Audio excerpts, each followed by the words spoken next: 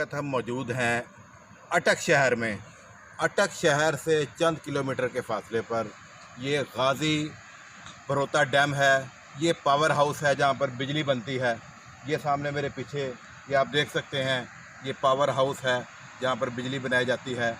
और इस डैम की खसूसियत ये है, इस पावर हाउस की खसूसियत ये है, इसका नाम गाज़ी बरोता क्यों रखा गया?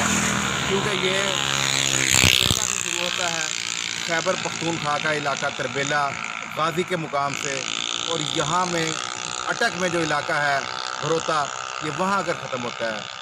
बहुत बड़ा इलाका है, बहुत खूबसूरत मकाम है। देखते रहिए पोल न्यूज़।